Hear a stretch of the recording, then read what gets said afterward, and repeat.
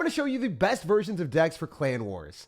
If you want to start off with Mortar, I think it's a super solid strategy. You could run it with Skeleton Barrel or Miner. And even if you don't have Hero Knight, I think regular Knight is still phenomenal. You could put in Skeleton King. You could run Bats instead of Minions, Minion Horde instead of Spear Goblins. You could throw in a Cannon Cart. You could definitely run Poison instead of Fireball. Heck, you could even run Lightning or Evolve Witch in there if you really wanted to and replace the Dark Goblin with something else.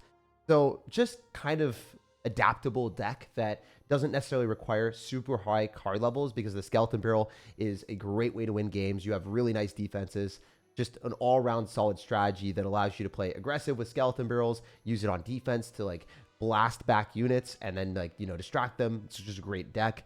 Secondly, we have a Bridge Spam strategy with Goblin Barrel. I like playing Log Bait in general just because a lot of times your opponent will be dropping like log and arrows in one deck in duels, and then you have the option to pick Log Bait and just automatically win if they don't have enough spells to counter the Goblin Barrel, also the Goblin Gang, and then Royal Recruits. Another thing that you could do with this deck is you could run a Bridge Spam strategy with Ram Rider or Battle Rams. So you have those cards available. There is no Mega Knight picked yet, so you could put that in with a Ram Rider, swap in maybe even a Lightning if you wanted to, or just keep it Log Bait centric as well and make more of a Log Baity deck. Depending on the highest card levels, always play the cards that you have leveled up higher, just because they're going to be a lot stronger than the other ones. So recommend decks like this that are going to be using Vines plus Arrows, because we're really going to have limiting factor based off of the spells that you have. For instance, if you're playing like a Royal Delivery spell cycle with Earthquake, right?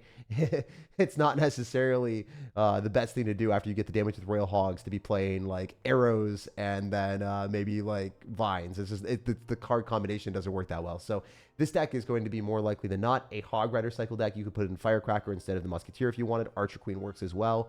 This is just how I have it personally, and I have higher card levels here and most of these cards. Obviously, my Rail Delivery isn't maxed out, and then same with my Earthquake, but, those cards don't necessarily matter as much as a Musketeer, where if the Musketeer dies to Fireball because the opponent's card level is like one card higher, then Musketeer is not something I'd play. I'd play Archer Queen instead. Instead of Cannon, you could play Bomb Tower, Inferno Tower. There's a lot of different options here, so this is a nice deck to choose from. The Hog Rider is awesome, and then you could play Evolve Cannon if you're running Hog Rider or Evolved Ice Spirit. There's just a lot of different swap-ins.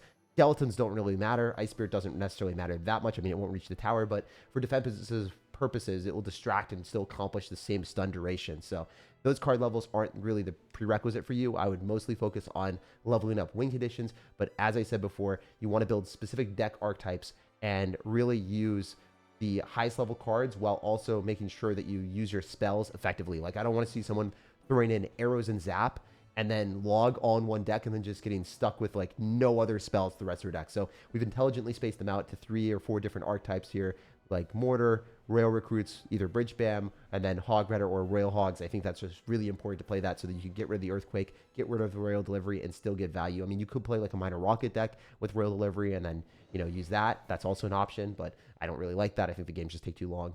And then lastly, we've got a Bridge Spam deck with Giant, which, I mean, you could just run a regular Giant deck, Giant Graveyard potentially. You could even run a Golem deck. There's a lot of different options. You have a ton of different cards like Baby Dragon, Executioner is there. Heck, you could even put the Executioner in the version with Bridge Spam if you wanted to run Evolved Executioner, Boss Bandit, Ram Rider. I think that's an awesome option.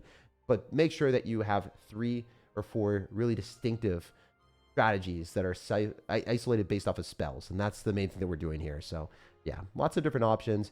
I think that even if you wanted to, 3 Musketeers would work here, or in the version with the Boss Bandit if you wanted to whip out 3 Musketeers for the fun time. But yeah, these are the decks. Let's get into some games and show you what's up. Okay, after 2 years, we finally got the opportunity to pick the deck we want. So I would almost always go with the Mortar deck or the Hog Rider deck at the start, just because they're safe no matter what your opponent picks. And then I would either choose like my Elixir Collector deck if my opponent is picking Hog Rider Earthquake. Genuinely, that is going to be a really good choice, because if you think about it, the opponent won't have a way of countering your Elixir Collector and you'll get good trades. If the opponent has a lot of spells in their deck, then I'll always shift to choosing my strategy to be a Goblin Barrel bait deck oriented around that. Anyway, he got a lot of damage at the start. I wasn't necessarily paying attention super hardcore there, and this guy decided to ram everything he had at me. By the way, if you play duels, it is always better, since you will get 100 extra bonus points for the clan. So that's what I would recommend for you guys to do.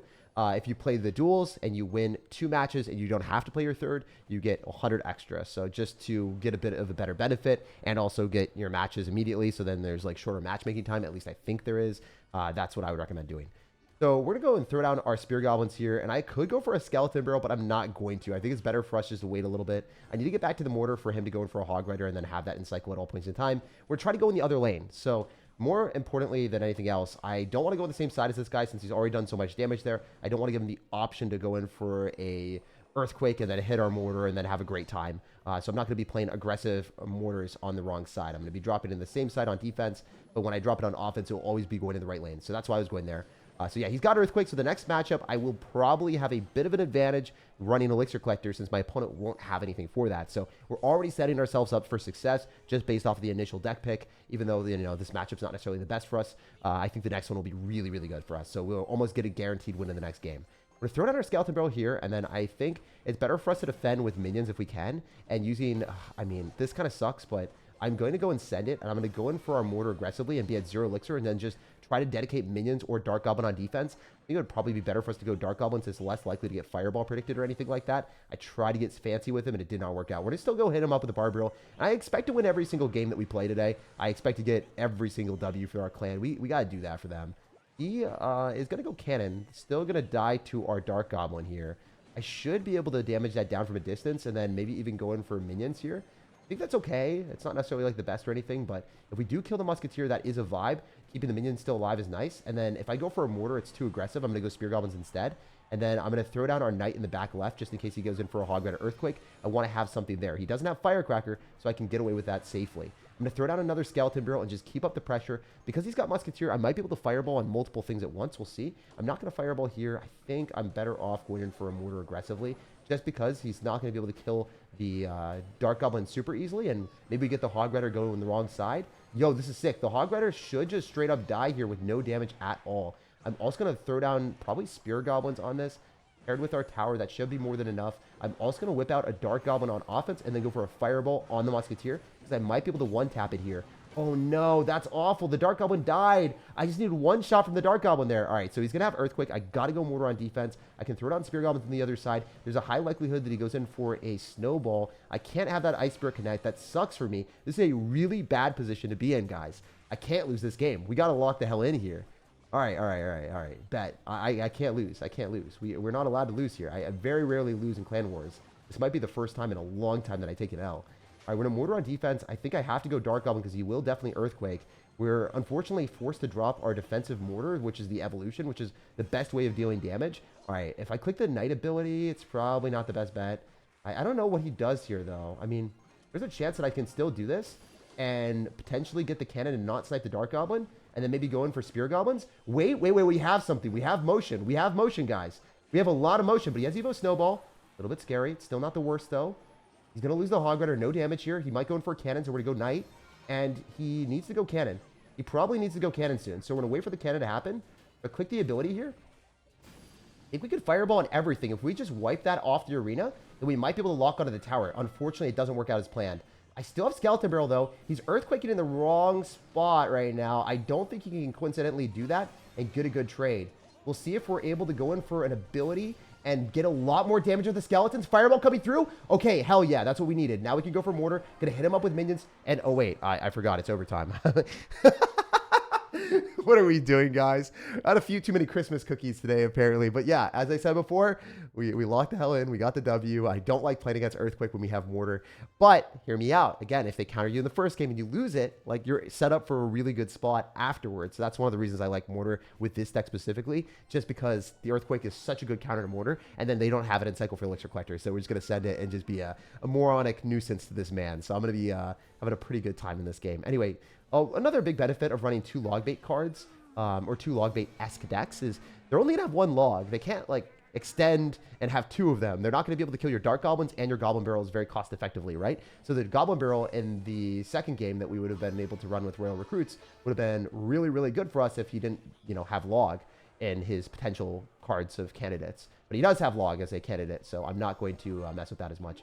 Anyway, I could just go Heal Spirit. I 100% messed it up. I don't think I should have committed as hard as I did there with that Giant, but it is what it is. You live, you learn, and you don't commit even harder. You're just going to go like Witch on defense. We're We're going to be able to crush the Mighty Miner. And if he decides to go in for anything in the middle, we have our Prince to jump over the bridge. And then this guy's going to be jumping off the bridge right now. He is not having a good game here, guys. It is safe to say he has literally no way of slaughtering our Elixir Collector. And also on top of that, the Witch is going to be a nuisance and ever present in the arena. I could throw down a Giant here, but I'm not really about it. I'd rather get the Elixir Collector advantage because we know he doesn't have Earthquake. So we're guaranteed to get a good trade. If he has Lightning, we want to space out our Elixir Collector a little bit. I could just zap this for a decent trade as well. Hell, I'm going to Rage on that just to clean up the Spear Goblin, so maybe the Skeletons can do a little bit better here. And I have Heal Spirit, so I typically wouldn't do this, but I am just going to send the Heal Spirit since our tower is a little bit higher level than the Goblin Cage Brawler. So it doesn't do as much damage as he's hoping for at all. So now we have the Evolve Witch. We can drop that in the back right, or we can just, yeah, I'm just going to do that. The Dark Prince also got leveled up recently. I somehow ended up getting a lucky drop where I got like 180 Dark Princes. I was so stoked. Usually, whenever we hit a 5-star level up lucky drop, it's always been the exact same stuff that I've already had, and it pisses me off so much when that happens. Anyway, I don't think I have to go for an Evolve Zap yet. No, I don't have to. I mean, I guess I'll send it. I was hoping he'd drop a little bit more, but it is what it is. We like raging up our own units because we're able to get that attack benefit, and we should just win this one. I mean, there's no shot he's defending this. Just to keep it a buck with you guys, we are rolling anyone that does not have Earthquake when we play this deck. Even Lava Hound, you just go straight for the 3-crown, and you get in a good spot where you're able to steamroll people because they don't have adequate defenses. Like a Dark Prince and Mini P.E.K.K.A. Hero, it will melt most things. If they've got guards, it's not really going to work out very favorably for them. Let's just go to the next ones. This has been 2 W's in a row, which is exactly what we want to see. And now we're just going to play the rest of them regular 1v1s. And if you enjoy this type of content and like the fact that I did Clan Wars or just want to support me, best way of doing that is kicking the like button with your big toe. And yes, it matters if you hit it with the big toe. The algorithm and YouTube, they know. They be watching you. All right, we're going to go Goblin Gang here. Have to clean up that Prince, and I think we're in a good spot. Genuinely, I can't be that upset playing against Prince when we've got Boss Bandit because it nullifies the charge.